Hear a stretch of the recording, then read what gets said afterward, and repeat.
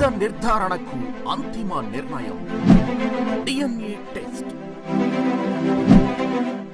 ఉన్నది ఉన్నట్లుగా వాస్తవాలను శోధించి వివరించే మన DNA టీవీ, మన రాష్ట్రం మన channel.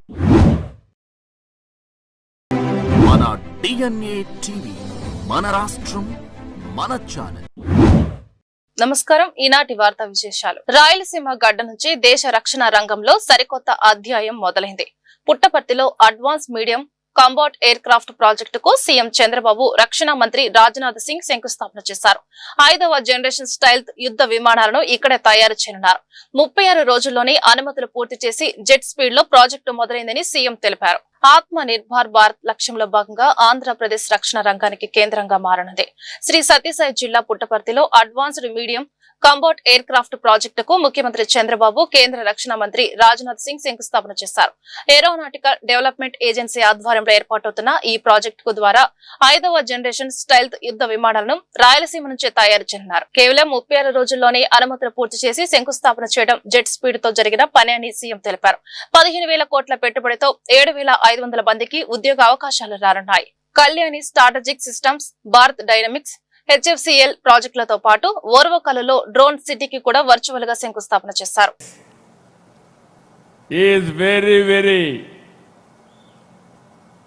I can say very reliable, very friendly. I am in favor sometimes, I am in opposition, but never you have forgotten me. That is where I am thankful to you, sir. I am very happy. When he was Chief Minister of UP, our Chief Minister of Andhra Pradesh at that time, during Vajpayee period he was Central Minister. I had a close relation. Around 2014, you are the party president. We have an alliance at that time. You clinched that alliance, I am aware of that. From the beginning, 3 decades, even today, same affection. I am thankful to you, sir. This AMCA has come because of you. I am grateful to you for sanctioning this. ఈ రోజు మనందరం గుర్తుపెట్టుకోవాల్సింది, AMCA project Puttaparthi నుంచి మన దేశ రక్షణ రంగం యొక్క సామర్థ్యాన్ని చాటుతుంది. 15,803 కోట్లతో ఫైనల్గా 650 ఎకరాలతో పుట్టపర్తి ఒక టౌన్షిప్ వస్తుంది. రాష్ట్రంలోని సాగునీటి ప్రాజెక్టుల నిర్వహణ, కాలువల ఆధునీకరణపై కూటమి ప్రభుత్వం ప్రత్యేక దృష్టి సారించిందని జలవనరుల శాఖ మంత్రి నిమ్మల రామానాయుడు స్పష్టం చేశారు. విజయవాడ నుంచి ఇరిగేషన్ ఉన్నతాధికారులతో ఆయన వీడియో కాన్ఫరెన్స్ నిర్వహించారు. O&M పనులు, వెలిగొండ ప్రాజెక్టు పురోగతిపై ఈ సందర్భంగా సుదీర్ఘంగా సమీక్షించారు. కూటమి ప్రభుత్వం అధికారంలోకి వచ్చిన మొదటి ఏడాదిలోనే 2 విడతలుగా O&M పనుల కోసం 708 కోట్ల రూపాయలను కేటాయించినట్లు మంత్రి వెల్లడించారు. నేడు కాలువల్లో పేరుకుపోయిన తూడు, గుర్రపు డెక్క తొలగింపు, పూడికతీత మరియు అత్యవసర మరమ్మతుల కోసం మరో 397 కోట్ల రూపాయలను మంజూరు చేశామని తెలిపారు. కేంద్రంలోని బీజేపీ ప్రభుత్వం పెట్రోల్, డీజిల్ ధరలను భారీగా పెంచి సామాన్యుల నడ్డి విరిచిందని సిపిఎం రాష్ట్ర నేత సిహెచ్ బాబురావు విమర్శించారు. 5 రాష్ట్రాల ఎన్నికల వరకు ఒక్క పైసా కూడా ధరలు పెంచమని మాట ఇచ్చిన ఎన్డీఏ నేతలు ఓట్లు వేయించుకున్నాక ప్రజలకు నమ్మక ద్రోహం చేస్తారని ధ్వజమెత్తారు. పెరిగిన పెట్రోల్ ధరలకు నిరసనగా సిపిఎం పార్టీ ఆధ్వర్యంలో బందర్ రోడ్ లో కలెక్టరేట్ ఎదురుగా ఉన్న పెట్రోల్ బంక్ వద్ద నిరసన కార్యక్రమం నిర్వహించడం జరిగింది. ఈ కార్యక్రమంలో సిపిఎం నాయకులు సిహెచ్ బాబురావు, ధోనిపూడి కాశీనాథ్, నగర నాయకులు పాల్గొన్నారు. ఈ సందర్భంగా వారు మాట్లాడుతూ తాజాగా పెట్రోల్ పై 3.30, డీజిల్ పై 3.14 పెంచడంతో ఆంధ్రప్రదేశ్ లో లీటర్ పెట్రోల్ ధర 113కి, డీజిల్ 101 రూపాయికి చేరిందన్నారు.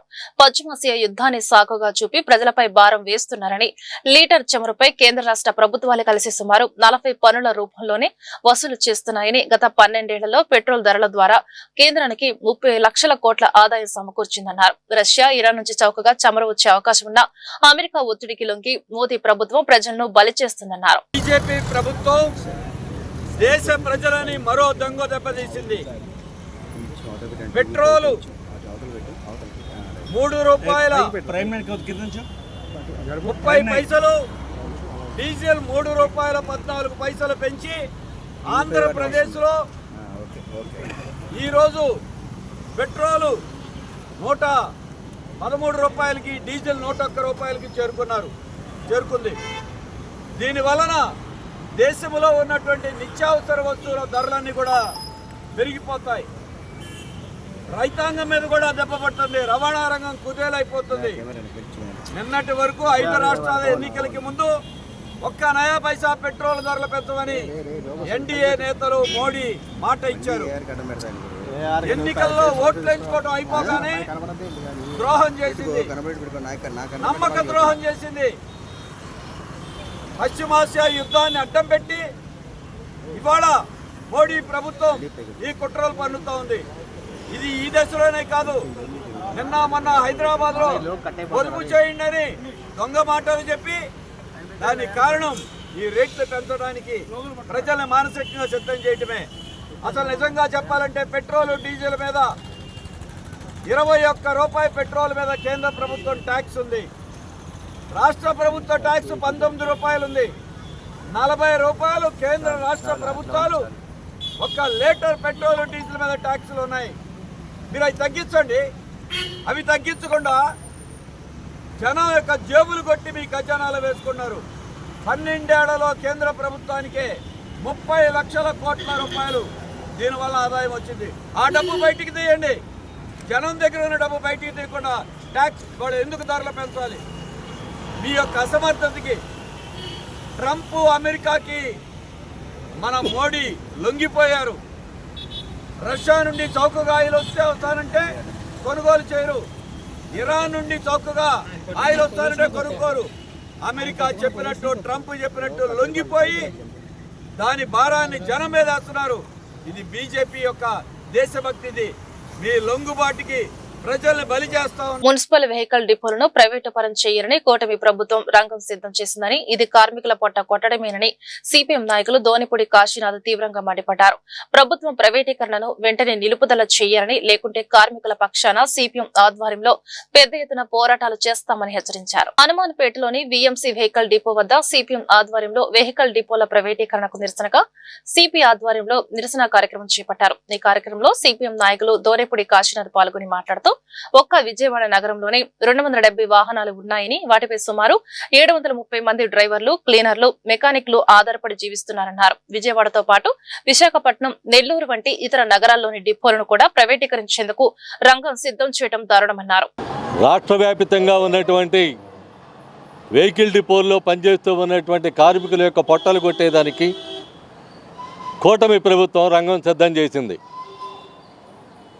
ఒక్క విజయవాడ నగరంలోనే 270 వెహికల్స్ ఉన్నాయి. ఈ 270 వెహికల్స్ మీద ఆధారపడి తమ జీవనోపాధిని గడుపుకుంటూ ఉన్నటువంటి కార్మికుల సంఖ్య 600 దాకా ఉంటుంది. దీనికి లింక్గా అనుబంధంగా ఉన్నటువంటి మెకానికుల సంఖ్య 75 వరకు నుంచి 100 మంది వరకు ఉంటుంది. అంటే వెరసి 730 మంది కార్మికులకి ఆలవాలంగా ఉన్నటువంటి వెహికల్ డిపో విజయవాడది, అలాగే వైజాగ్ది, అలాగే నెల్లూరు, అలాగే ఇతర పట్టణాల్లో కార్పొరేషన్లో ఉన్నటువంటి వెహికల్ డిపోల్ని ప్రైవేట్ పరం చేసేటువంటి దానికి రంగం సిద్ధం చేయడం అంటే ఇంతకంటే దారుణమైనటువంటి విషయం ఇంకోటి లేదు. కూటమి ప్రభుత్వానికి కనీసమైనటువంటి జ్ఞానం ఉంటే ఆప్కాస్లో ఉన్నటువంటి వాళ్ళని పర్మనెంట్ చేయాల్సినటువంటి బాధ్యత నీకుంది. ఆప్కాస్ కార్మికులు కానీ, పర్మనెంట్ కార్మికులు కానీ ఎవరైనా ఈ వాహనాలని నడిపేటువంటి దానికి ఉన్నటువంటి వీళ్ళ సంఖ్యని కుదించాలి అని చెప్పనేటువంటి ఆలోచన, మొత్తం అసలు డిపోల్ని ప్రైవేట్ పరం చేయాలని చెప్పనేటువంటి ఆలోచనకి రంగం సిద్ధం చేయడం అంటే ఇంతకంటే దుర్మార్గమైనటువంటి విషయం ఇంకోటి లేదు. చంద్రబాబు నాయుడు ప్రభుత్వాన్ని మేము ఒకటే అడుగుతున్నాం. నువ్వు ఎన్నికల ముందు ఏం చెప్పావు? ఎన్నికల ముందు నువ్వు వాగ్దానం చేసింది ఏంటి? మీ పొట్టగొట్టాం, మీరేమైతే అడిగారో, మీ కోరికలు ఏవైతే ఉన్నాయో వాటిని మేము పరిష్కారం చేస్తాం, ఆప్కాస్ని పర్మనెంట్ చేస్తాం అని చెప్పనేటువంటిది నువ్వు ఆనాడు ఇచ్చినటువంటి హామీ. ఊడిచేటువంటి పారిశుద్ధ్య కార్మికుల దగ్గరికి వెళ్ళి నగరంలో మే 18న అంతర్జాతీయ మ్యూజియం దినోత్సవాన్ని ఘనంగా నిర్వహించనున్నట్లు ఎన్టీఆర్ జిల్లా కలెక్టర్ లక్ష్మీ షా వెల్లడించారు. ఈ సందర్భంగా స్థానిక బాపు మ్యూజియంలో ఉదయం నుంచి సాయంత్రం వరకు వివిధ కార్యక్రమాలు ఏర్పాటు చేశామని, ఆ రోజున మ్యూజియం కు ప్రవేశం ఉచితమని ఆయన పేర్కొన్నారు. ఎన్టీఆర్ జిల్లా కలెక్టర్ లక్ష్మీ షా కలెక్టరేట్ లో మీడియా సమావేశం నిర్వహించారు. ఈ సమావేశంలో ఆయన మాట్లాడుతూ 18న అంతర్జాతీయ మ్యూజియం దినోత్సవాన్ని పురస్కరించుకొని విద్యార్థులకు మ్యూజియంల ప్రాముఖ్యతను వివరించడంతో పాటు Vijayawada heritage quiz, heritage on canvas పేరుతో పెయింటింగ్ పోటీలు, దేశభక్తిని పెంపొందించేలా లేజర్ షో నిర్వహిస్తున్నామన్నారు. అదే రోజు సాయంత్రం ఇందిరాగాంధీ మున్సిపల్ స్టేడియంలో నిర్వహించి మ్యూజికల్ నైట్ లో ప్రముఖ గాయని గీతా మాధురి బృందం తమ పాటలతో అలరించనున్నారని కలెక్టర్ వివరించారు.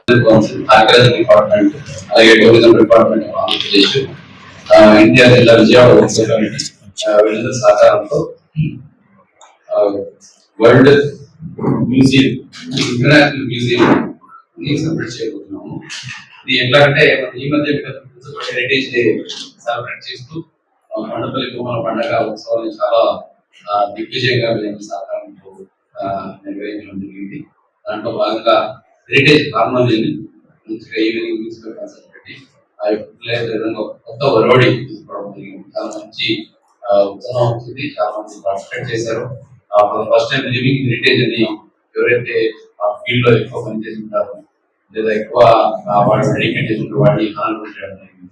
ఇదే పరంపరగా కొనసాగిస్తూ మన జిల్లాలో ఇప్పుడు మే 18వ తారీఖున ఇంటర్నేషనల్ మ్యూజియం డే కండక్ట్ చేయడానికి డిస్ట్రిక్ట్ టూరిజం కౌన్సిల్ ద్వారా డిసైడ్ చేయడం జరిగింది. దీనికి విజయవాడ ఆధ్వర్యంలో అలాగే ఏపీ టూరిజం డిపార్ట్మెంట్ అలాగే ఆర్కిటెక్చర్ డిపార్ట్మెంట్ సహకారంతో మీకందరికీ తెలుసు మన జిల్లాలో ఉన్న మ్యూజియం అతి ముఖ్యమైనది బాపు మ్యూజియం.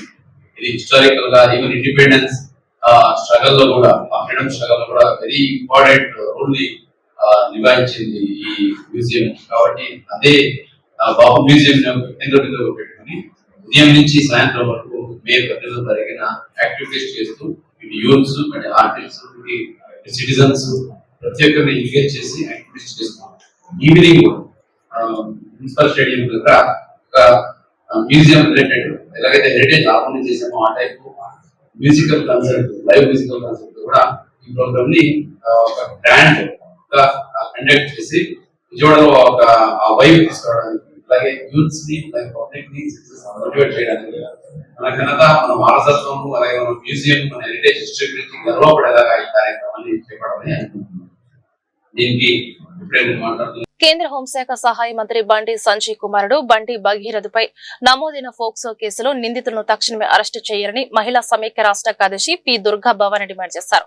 మైనర్ బాలికపై అత్యాచారం చేసినట్లు ఆరోపణలు ఉన్నప్పటికీ అధికార బలం, రాజకీయ పలుకుబడితో అరెస్టు కాకుండా తప్పించుకుంటున్నారని ఆమె విమర్శించారు. ఆంధ్రప్రదేశ్ మహిళా సమైక్య ఆధ్వర్యంలో లెనిన్ సెంటర్ లో బండి సంజయ్ కుమారుడు బండి భగీరథను వెంటనే అరెస్టు చేయాలంటూ గురువారం ధర్నా నిర్వహించారు. ఈ కార్యక్రమంలో పాల్గొన్న రాష్ట్ర కార్యదర్శి పి దుర్గా భవాని మాట్లాడుతూ దేశంలో రక్షణ కల్పించాల్సిన బాధ్యత గల హోంశాఖలో ఉన్న మంత్రి కుటుంబంలోని ఇలాంటి ఘటనలు జరగడం సిగ్గుచేటున్నారు. నారీ శక్తి అంటూ బీజేపీ నాయకులు చెప్పే మాటలకు వారి చేతలకు పొంతన లేదన్నారు. పోక్సో కేసులో ముందస్తు బెయిల్ కోసం ప్రయత్నించడం కేసును పక్కదారి పట్టించడమేనన్నారు. నిష్పక్షపాతంగా విచారణ జరిపి దోషులను కఠినంగా శిక్షించాలని, ఈ ఘటనకు నైతిక బాధ్యత వహిస్తూ బండి సంజయ్ తన పదవికి రాజీనామా చేయాలన్నారు. ఈ కార్యక్రమంలో నగర కార్యదర్శి పంచదార్ల దుర్గాంబ తదితరులు పాల్గొన్నారు. సంజయ్ ని బీజేపీ పార్టీ తొలగించాలని చెప్పి, రాజకీయ ప్రాతినిధ్యాలన్నిటి నుంచి తొలగించాలని చెప్పి తన కొడుకుని సమర్థించుకుంటూ ఆ అమ్మాయి మైనార్టీ తీరని అమ్మాయి తల్లిదండ్రులు అనేక దుర్భాషలాడిన బండి సంజయ్ ని తొలగించాలి. పోక్సో కింద బండి భగీరథని నిజంగా అరెస్టు చేయాలని చెప్పి మేము డిమాండ్ చేస్తున్నాం ఐక్య మహిళా సంఘాలుగా. ఎందుకు ఈ రోజున బీజేపీ పార్టీ ఎవరికి వైపు ఉంటుంది, ఎవరికి మద్దతు ఇస్తుంది? ఎన్ని అహత్యాలు వాడినా, ఎన్ని హత్యలు చేసినా, ఎన్ని అఘాయిత్యాలు చేసినా, మహిళల పట్ల అనేక లైంగిక దాడులకు పడినా బీజేపీ తీర్థం పుచ్చుకుంటే వాషింగ్ మెషిన్ అనేది ఒక ప్రపంచంలో, మన దేశంలోనే కాదు ఇందులో ఉన్న అందరికీ తెలుస్తుంది. నిజంగా సిగ్గుచేటైన విషయంగా దీన్ని భావించాలి. మోడీ గవర్నమెంట్ నిజంగా కబడ్డారు. కేంద్ర హోంశాఖకి సహాయ మంత్రిగా ఉన్నటువంటి బండి సంజయ్ కుమారుడు బండి భగీరథ డిసెంబర్లో ఒక మైనర్ బాలికని మభ్యపెట్టి మోసం చేసి ఆ అమ్మాయిని లోబరుచుకొని పలుమార్లు అత్యాచారం చేసినటువంటి ఘటనని మహిళా సంఘాలు తీవ్రంగా వ్యతిరేకిస్తా ఉన్నాయి. ఇప్పటికీ వారం రోజుల నుంచి నాకు అన్యాయం జరిగింది, న్యాయం చేయండి అని చెప్పి పోలీస్ స్టేషన్ కి వెళ్ళి ఎఫ్ఐఆర్ నమోదు చేయడానికి కూడా పోరాటం చేయాల్సినటువంటి పరిస్థితి రావటం దారుణమైనటువంటి విషయం.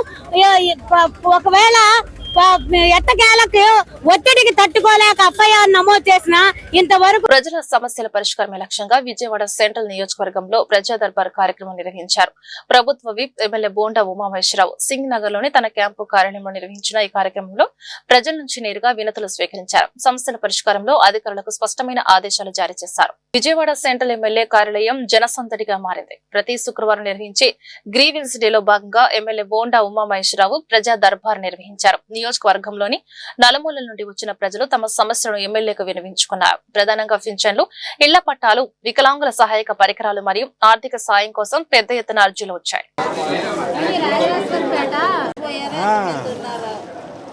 ఎప్పుడు 2015లో కట్టారా?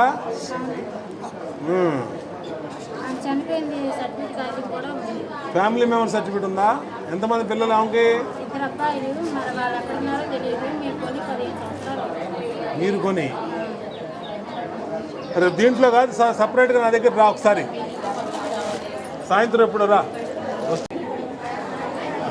పర్యావరణ పరిరక్షణతో పాటు ఇంధన పొదుపు దిశగా విజయవాడ తూర్పు నియోజకవర్గ ఎమ్మెల్యే గద్దె రామ్మోహన్ కీలక అడుగు వేశారు. ప్రభుత్వం ప్రకటించిన నాన్ వెహికల్ డే పిలుపులో భాగంగా ఆయన నేడు సైకిల్ పై నియోజకవర్గంలో పర్యటించారు. సుమారు 19 కిలోమీటర్ల మేర సైకిల్ తొక్కుతూ ప్రజల సమస్యలను అడిగి తెలుసుకోవడమే కాకుండా పేదలకు స్వయం ఉపాధి పరికరాలను పంపిణీ చేసి తన ఉదారతను చాటుకున్నారు. ప్రతి శుక్రవారం వాహనాలను పక్కన పెట్టి ఇంధనాన్ని ఆదా చేయాలని, తద్వారా కాలుష్యాన్ని తగ్గించాలని ఎమ్మెల్యే గద్దె రామ్మోహన్ పిలుపునిచ్చారు. శుక్రవారం ఉదయం తన నివాసం నుండి సైకిల్ పై బయలుదేరిన ఆయన 2వ డివిజన్ పరిధిలోని ఎస్ఆర్ఆర్ కళాశాల మరియు రామవరపాడు ప్రాంతాల్లో సుదీర్ఘంగా పర్యటించారు. మొత్తం 19 కిలోమీటర్ల మేర ప్రయాణించి దారి పొడవునా చిరు వ్యాపారులు, రిక్షా కార్మికులతో ముచ్చటించి వారి కష్ట సుఖాలు తెలుసుకున్నారు. మొన్న ఒక నెల రోజుల పాటు జరిగిన వారు మన అందరికి గుర్తుంటుంది. వాళ్ళ కచ్చులు చల్లారినయో తెలియదు కానీ ప్రపంచం మొత్తం కూడా ఈ రోజున పెట్రోలు, డీజిల్, గ్యాస్ కొరతలతో రేట్లు పెరుగుతూ అనేకమైన ఇబ్బందులకి గురవుతూ ఉన్నారు. ఆ రేట్లు పెరగటం వలన దాని యొక్క ఇన్ఫ్లుయెన్స్ అంతా కూడా అన్ని వస్తువుల మీద పడే సందర్భంలో మన దేశంలో కూటమి ప్రభుత్వం ముందు జాగ్రత్త చర్యలుగా ప్రజల్ని అవేర్నెస్ కల్పిస్తూ ఉంది. డీజిలు, పెట్రోలు, గ్యాస్ ఇవన్నీ కూడా కొంచెం ఆదా చేయమని. ఆదా చేయమంటే అనవసరమైన ఖర్చులు ఆపుకొని, హంగామాలు, ఆర్భాటాలు ఆపుకొని కొంతవరకు ఇంధనాన్ని పొదుపు చేయాల్సిన అవసరం ఉంది. మన దేశంలో అన్నీ కూడా మోడీ గారి నాయకత్వంలో, మన రాష్ట్రంలో అయితే చంద్రబాబు గారు, పవన్ కళ్యాణ్ గారి నాయకత్వంలో అన్నీ కూడా ఎప్పటికప్పుడు నిల్వలు చూసుకుంటూ ప్రజలకు ఇబ్బంది రాకుండా చేయడానికి అన్ని ప్రయత్నాలు చేస్తూ ఉన్నారు. రానున్న రోజుల్లో వచ్చే ఇబ్బందులు కూడా దృష్టిలో పెట్టుకుని ఇప్పటి నుంచి సమన్వయం చేసుకుని ప్రజల్లో పొదుపు అలవాటు చేసుకోవాలనే కాన్సెప్ట్తో మరి మోడీ గారు ఆయనకున్న 16 వెహికల్స్ తీసేసి 2 వెహికల్స్ మీదే రావడం జరుగుతోంది. ఆయన ఆదర్శంగా తీసుకుని చంద్రబాబు గారు కావచ్చు, పవన్ కళ్యాణ్ గారు కావచ్చు, అదేవిధంగా నారా లోకేష్ బాబు గారు కావచ్చు, వీళ్ళందరూ కూడా ఈ వెహికల్ మూవ్మెంట్ని తగ్గించుకోవడం జరిగింది. అదేవిధంగా ప్రజల్లో కూడా ఆ చైతన్యం చేయాలని చెప్పి ప్రతి శుక్రవారం నాన్ వెహికల్ డే అని చెప్పి అనౌన్స్ చేశారు. ఇవాళ తొలి శుక్రవారం, అందువల్ల ఇవాళ కార్యక్రమాలకి మరి సైకిల్ మీద రావడం జరిగింది. మరి సైకిల్ యాత్ర అంటే ఎప్పుడు కూడా ఆరోగ్య. విజయవాడ సెంట్రల్ నియోజకవర్గంలో జీరో పావర్టీ లక్ష్యంగా P4 పథకం దూసుకుపోతుంది. పేదరికం లేని సమాజమే ధ్యేయంగా ఎమ్మెల్యే బోండా ఉమామహేశ్వరరావు దిశనిర్దేశంలో యువ నాయకుడు బోండా సిద్ధాంత సేవా కార్యక్రమాలను ముమ్మరం చేశారు. తాజాగా అనారోగ్యంతో బాధపడుతున్న ఒక పేద కుటుంబానికి ఆర్థిక సాయం అందించడంతో పాటు ఒక మహిళకు ఉపాధి మార్గం చూపి మానవత్వాన్ని చాటుకున్నారు. విజయవాడ సెంట్రల్ నియోజకవర్గంలో పేద ప్రజల కష్టాలను తీర్చడమే లక్ష్యంగా P4 పథకం అమలు సాగుతుంది. ముఖ్యమంత్రి నారా చంద్రబాబు నాయుడు ఆశయాలకు అనుగుణంగా ప్రభుత్వ విప్ బోండా ఉమామహేశ్వరరావు సూచనలతో యువ నాయకుడు బోండా సిద్ధార్థ క్షేత్రస్థాయిలో ప్రజలకు అండగా నిలుస్తున్నారు. 58వ డివిజన్ వడ్డెర కాలనీకి చెందిన కొమ్మిరి వెంకన్న నోటి క్యాన్సర్ తో తీవ్ర ఇబ్బందులు పడుతున్న విషయం తెలుసుకున్న సిద్ధార్థ తక్షణమే స్పందించారు. బాధితుడికి ప్రభుత్వ పెన్షన్ వచ్చేలా చర్యలు తీసుకోవడంతో పాటు తన సొంత నిధుల నుంచి మందుల ఖర్చుల నిమిత్తం ఆర్థిక సాయం అందజేశారు. అటు 30వ డివిజన్ రామకృష్ణపురానికి చెందిన ఒక మహిళ కూరగాయల వ్యాపారం కోసం తోపుడు బండి కావాలని కోరగా వెంటనే ఆమెకు బండిని అందజేసి ఉపాధి కల్పించారు.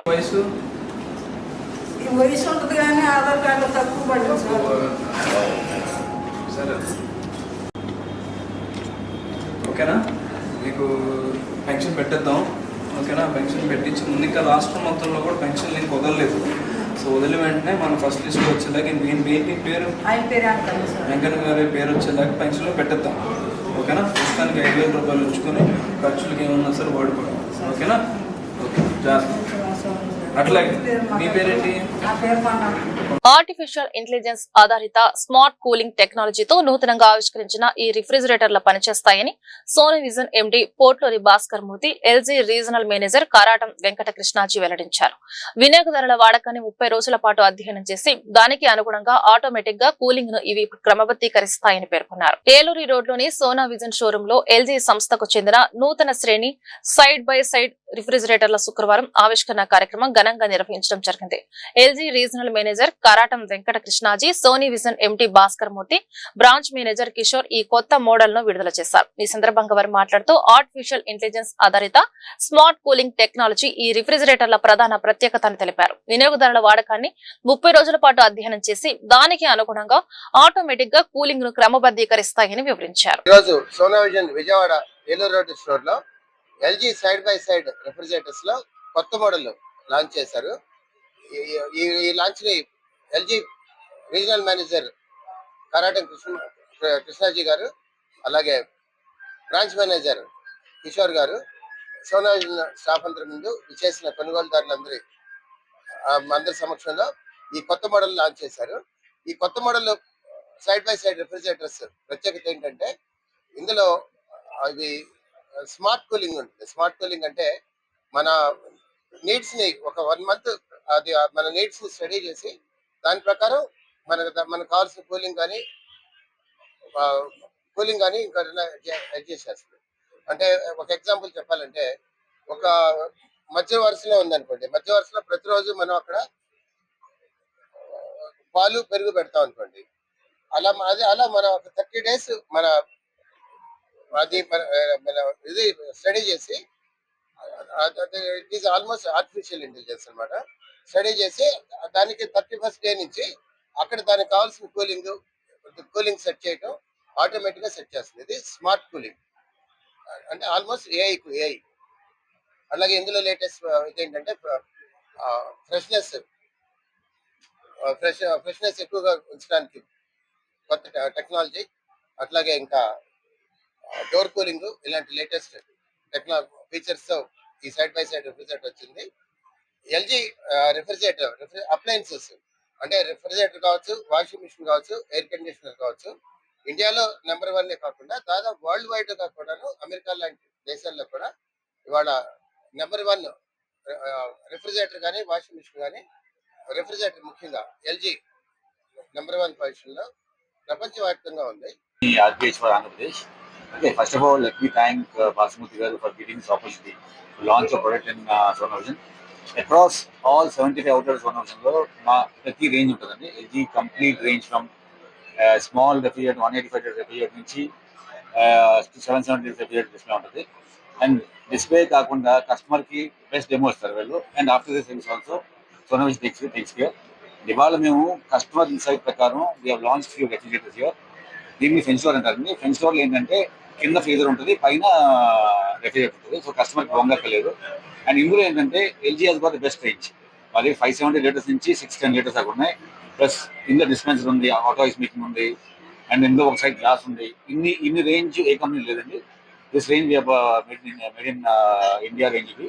And we are displayed in Sona Vision. అంతేకాకుండా we launched 770 liters side by side and 670 liters double door refrigerator. Only available in LG size capacity. The capacity is level actually. And I once again thank Sona Vision for displaying all the products for displaying promotion to customers. Thank you. గుడివాడలో ప్రభుత్వ పాఠశాల విద్యార్థుల చరిత్ర సృష్టించారు. 10వ తరగతి ఫలితాల్లో అద్భుత ప్రతిభ కనబరిచిన విద్యార్థుల కోసం ఎమ్మెల్యే వెనిగండ్ల రాము సగర్వంగా నిలబడిన కుసుమాలు పేరుతో ఒక ప్రత్యేక ఆత్మీయ సత్కారం కార్యక్రమం నిర్వహించారు. కేవలం సత్కరించడమే కాకుండా విద్యార్థులతో కలిసి భోజనం చేసి వారిలో సరికొత్త ఉత్తేజాన్ని నింపింది ఎమ్మెల్యే కుటుంబం.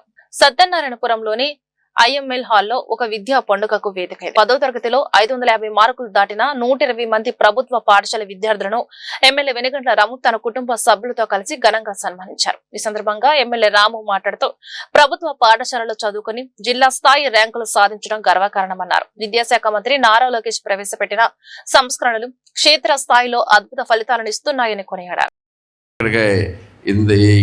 అటెండ్ అయినందుకు ప్రతి ఒక్కరికి ప్రత్యేకమైన థ్యాంక్ యూ. నాకు చాలా గర్వంగా కనపడతా ఉంది. ఇక్కడ ఇంతమంది కిడ్స్ బ్రైట్ ఫ్యూచర్ కనపడుతున్నాను. గుడివాడలో ప్రతి సంవత్సరం ఇంతంత మార్కులు వచ్చే ఎంతమంది స్టూడెంట్స్ ముందుకు వస్తే మనకి గుడివాడ భవిష్యత్తు ఎంత అద్భుతంగా ఉండబోతుంది అనేది కూడా కనపడుతుంది. సో గుడివాడ భవిష్యత్తు కాదు, మనకి ఇప్పుడు ప్రధానంగా ఇప్పుడు తీసుకున్న నేను పర్సనల్లీ చూస్తూ ఉన్నాను నారా లోకేష్ గారు ఎంత కష్టపడుతున్నారు. దీంట్లోంచి మన విద్యాశాఖ మంత్రిగా ఆయన ఇదెందుకు తీసుకున్నాడు అని ఫస్ట్లో అనుకున్నాం. బేసికల్లీ వై ఇదెందుకు ఆయనకి బేసిక్గా ఇంకా చాలా ఇంపార్టెంట్ శాఖలు చాలా ఉన్నాయని. కానీ ఆయన ఉంటే శాఖను ఎలా నిర్వహించవచ్చు, ఎలా ఉంటుంది, ఎంత బాగుంటుంది, పిల్లల భవిష్యత్తు ఎంత బాగుంటుంది అనేది ఇప్పుడు చూపిస్తూ ఉంది వెరీ క్లియర్గా. ఈ మెగా పేరెంట్ టీచర్స్ మీటింగ్ అనేది చాలా అద్భుతమైన అవకాశం. బేసిక్గా అందరు టీచర్స్తో మాట్లాడటము, ఒక టైప్ ఆఫ్ కాన్సెప్ట్ రావటం, మీకు అందరికీ దీంట్లో తీసుకుని వస్తున్నాయి. కాకుండా ఈ 100 డే ప్లాన్ వేసుకుని అంటే ప్రైవేట్ స్కూల్ తోటి పోటీ పడదాం అనే కాన్సెప్ట్ తోటి వెరీ స్ట్రాంగ్గా ప్రతి ఒక్కరికి తీసుకువెళ్తాం. అన్నీ ఉన్నాయి మనకి. గవర్నమెంట్ స్కూల్లో లేదంటూ లేకుండా చేస్తున్నారు. మంచి మనకి ఇప్పుడు ప్రైవేట్ స్కూల్కి వెళ్తే కట్టాల్సిన ప్రతి ఒక్కటి ఇక్కడ ఫ్రీగా దొరుకుతుంది. మనకి మంచి యూనిఫామ్ ఉంది, మంచి పుస్తకాలు వస్తున్నాయి, మంచి ఫుడ్ ఉంటుంది. Basically everything we have here బేసిక్గా. And at the same time quality education కూడా మనం ఇక్కడ ఇవ్వగలుగుతున్నాం. కాబట్టి బేసికలీ ప్రతి ఒక్కరూ దీనికి ఆయనకు ప్రత్యేకమైన అభినందనలు తెలియజేసుకుంటూ ఆయన స్ఫూర్తితోటి నేను కూడా గట్టిగా ఇక్కడ గుడివాడలో సీరియస్గా తీసుకుని ఈ ప్రైవేట్ స్కూల్స్ గవర్నమెంట్ స్కూల్స్లో జాయిన్ అయ్యేటట్లుగా ప్రజలందరినీ కూడా మోటివేట్ చేస్తాను, మీ అందరితో పాటు హెల్ప్ చేస్తానని చెప్పి తెలియజేసుకుంటూ నాకు స్ఫూర్తి వీళ్ళే కిడ్సే. వీళ్ళు ఎంత గొప్ప దీంట్లో తీసుకుని వస్తానంటే ఒక్కొక్కరిని చూస్తుంటే నాకే. ఈ వార్తలు ఇంతటితో సమాప్తం. నమస్కారం.